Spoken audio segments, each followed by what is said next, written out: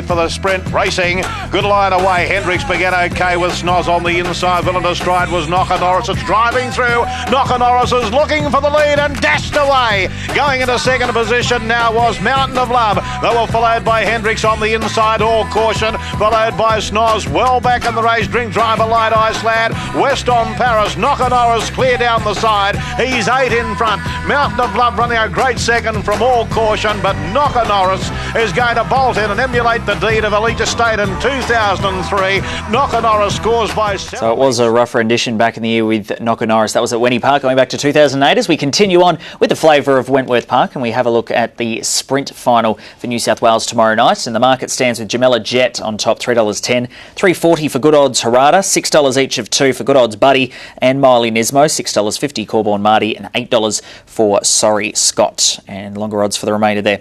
Onto the speed map, early speed spread right across the track here. Jace, as we have a look at that speed map in just a second, how have you seen this playing up? You've got Good Odds Harada there on the inside. Yeah, look, he's got the pace to hold up, I think. He's been running around that sort of 5.50 to the first mark. He went a little bit quicker from box 1-2 back when he went 5.48. And the only other dog that's getting down around those splits of late's Nangar Blaze, that's drawn near him, of course. Sorry, Scott's capable of going that quick.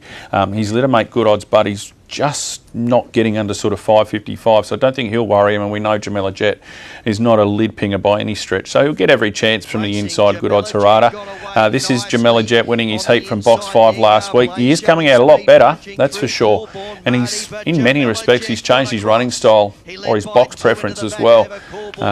Certainly going back even as recently as 6 months ago, he was a dog who saved his best from outside draws, but the Crouchers who look after him have gone to pains to suggest that he goes better from an inside draw these days. And you know what? His recent form probably backs that up. He's been awesome since he come back from a little bit of a let-up. I did pull up a little bit of a stat, though. The last 3 times he's raced Good Odds Harada, Good Odds Harada's beaten him every time. Twice when Good Odds Harada has won the race, and go back 4 runs ago when Zipping Bailey won, Good Odds Harada ran second, Jamella Jet ran 4th. So he has been a little bit of a stumbling block to Jamella Jet of late, Good Odds Harada, and he's certainly got the box to beat him again. So it's a stats you'd expect most people to pay attention to, especially when you look at the field as well. Well, I mean, you have to. I mean, I think sometimes it's a thing that is overlooked, those head-to-head stats, and I think because in greyhound racing it's not as straightforward as horse racing. Box draws have a big say in that, but it's not the biggest sample size in the world, but it's certainly worth taking note of anyway. Certainly is. Now on to our next replay, and we're having a look at Sorry Scott, so another of the heat winners. On this occasion jumping from box 1, ran slightly slower time, Jace. Yeah, that's right. Good Odds Harada has the pink here, and he doesn't have the best of luck. He's caught 4 and 5 wide here at the first turn, as you can see. And Miley Nismo, she had the checks, and she struck a little bit of trouble moving into the first turn, and then she got right behind her litter mate. And then she did exactly the same thing as she did in the Peter Mossman, where she just didn't really know whether to go outside or go inside the leader. On that occasion, the Peter Mossman, Starter Right was able to come from behind her and beat her, when in the run you just thought, how far Miley Nismo? And again last week, I know Sorry Scott's very quick, but you still thought if she'd have worked out where to go, she might have beaten her.